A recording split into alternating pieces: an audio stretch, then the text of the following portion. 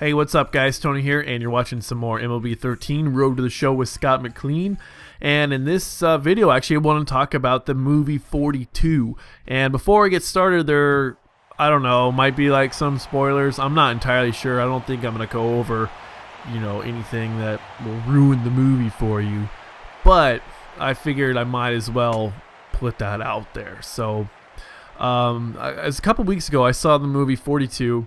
And I had, funny enough, I had taken history of sports class. It was an elective for me, and it was actually a really great class. And actually, one topic that we did discuss at length was baseball, and not only the history of baseball, but we spent a decent amount of time on Jackie Robinson and other athletes like Roberto Clemente, and sort of these firsts in baseball. And so it was nice to see the movie put together something that was really true to the story of Jackie Robinson, and sort of the hardship and the struggles that he went through as the first African American to play in Major League Baseball. And I think they did a great job of illustrating that for the most part. Well, actually, illustrating the part. Now I've got some complaints with the movie, and I'll get to those later. But illustrating the preseason tension. When he went. They started the movie starts him out as a Negro League player, and it shows Mr. Ricky looking through the potential players, and he picks Robinson because he's a guy who was in the military. Jack Robinson was an officer in the Army. He was in the tank battalion, and he got court-martialed because he wouldn't move to the back of the bus. Because an MP told him, because a white MP told him to move to the back of the bus, and he refused. So he was court-martialed, and he actually did not go overseas. He was supposed to go to Italy, I believe. I think it was the 761st Tank Battalion. And so he didn't actually do anything in the war. I mean, he would have gone to combat, but instead he stayed here in the States. And also because of the fact that he went to college at UCLA, played with white players. So playing with white players was nothing new to him. And so basically they decided to pick him. They signed him to a contract with their AAA, their minor league team, the Montreal. I can't remember what the heck the name of the team was. And I believe they played in upstate New York or somewhere around Brooklyn, where obviously the Dodgers were playing in the 40s and 50s and up till 60-something. But anyways, they did a really good job of just sort of illustrating and setting up his character and the character of Mr. Ricky and sort of what he was going after.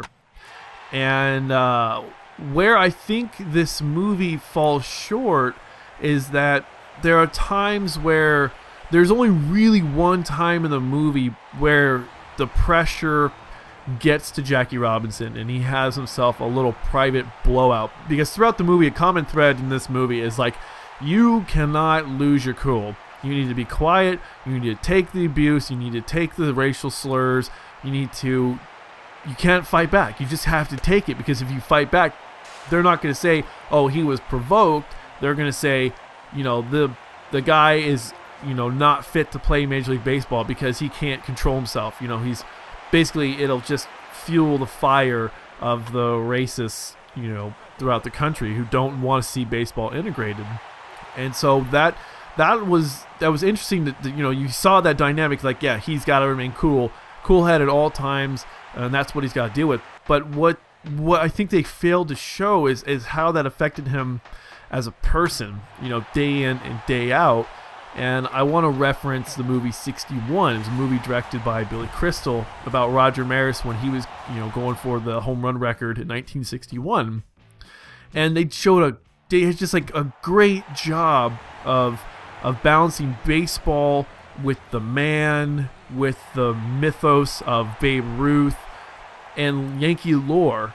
And the best parts of those movies were when Roger Maris was losing his shit. Like, as the season went on, he started smoking more. Like, he started out as this happy-go-lucky guy, and throughout the course of the movie, he transforms into this just stressed-out guy, and he starts losing his hair. He starts smoking a lot. He becomes agitated and fidgety, and some of the reporters that he used to talk to, by the end of the movie, he sort of kind of disses them, and then, you know, it kind of comes full circle later on. But basically, you see Roger Maris start out as one character, and by the end of the movie, he's somebody else. And some of the things that I thought were really good about 61 were when he was going through his mail, and he got fan mail and hate mail, and the hate mail was just like, you know, from hand-drawn by these kids, like, die Maris, Mickey Mantle is the best, I hope you die, I want to kill you. All these just threats of violence, and of course he had threats of violence against his family. You know, he was enduring verbal threats and verbal abuse from the stands about, you know, calling him, I think it was like, you know, he's from the north area, you know, I think they were calling him, I don't know, Fargo, no, not Fargo, but a hick or something, probably something along those lines. I can't remember. It's been a while since I've seen the movie. It's a great movie though. But anyways, the reason why I bring that up is because of the fact they did a great job illustrating this, the stress, like the pressure of trying to break this record, and it was just beating down on Roger Maris day in and day out, and you got that impression. Well, in the movie 42, Jackie Robinson comes off as this sort of hero guy who is, he doesn't like, nothing, but minus the one point, nothing seems to bother this guy. Like even when they had him change from second base to first base, you know, he goes through this whole period where he's, you know, they show one scene where he's trying to learn how to play first base, which is not really that big deal. But there's this one scene in Philadelphia. Oh, there's a couple scenes where the Phillies owner calls Mr. Rickey, the Dodgers owner, and says, you know, you can't, we're not going to allow you to play. And actually before that, when he was in the minors, a cop came up and said, like, you know, this boy can't play with these boys, the white boys, you know, and if he's going to play, I'm going to arrest him because they're not allowed to integrate.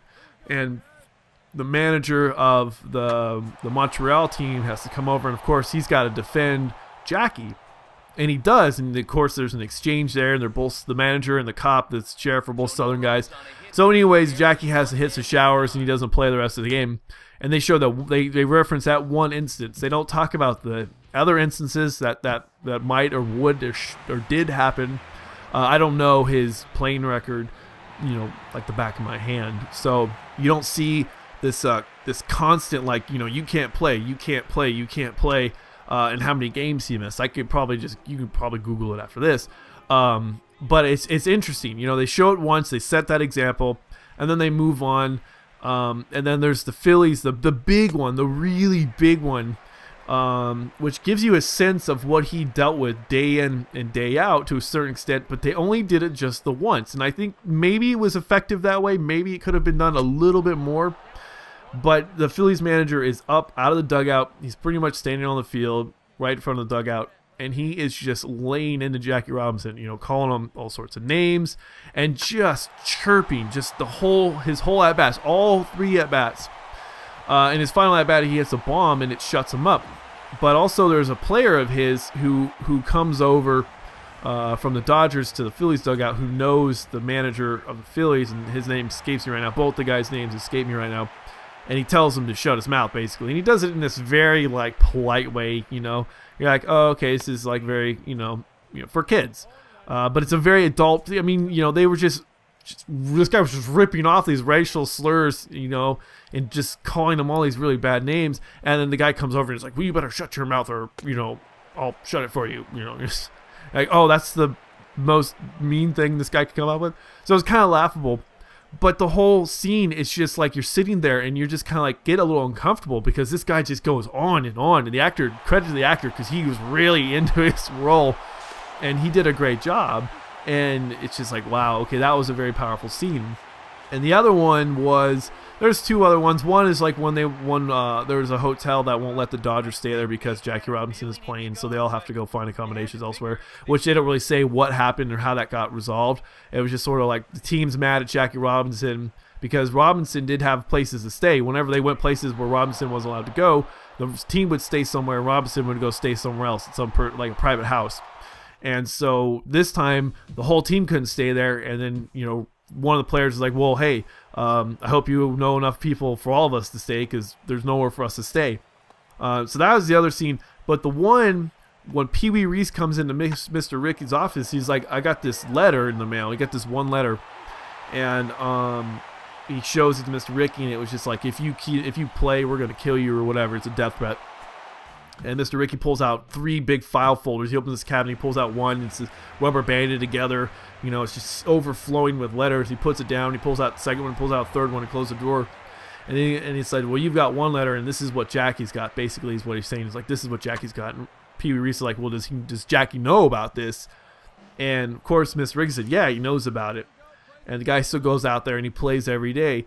And so when I saw those letters, I was just like, okay, what would have been probably better is to see the reaction of Jackie Robinson, you know, to these letters, because it's like when you're receiving death threats just for playing a game, you're just like, okay, there's got to be something that just hits you. You're like, oh my god, this is insane. What the hell? But yeah, so that was really my complaint about the movie. Is just they really don't show how much this affects Jackie Robinson, because it must have affected him in a way that shortened his life, because I think he died like around 54 or 55 years old. He didn't live very long after he got out of baseball.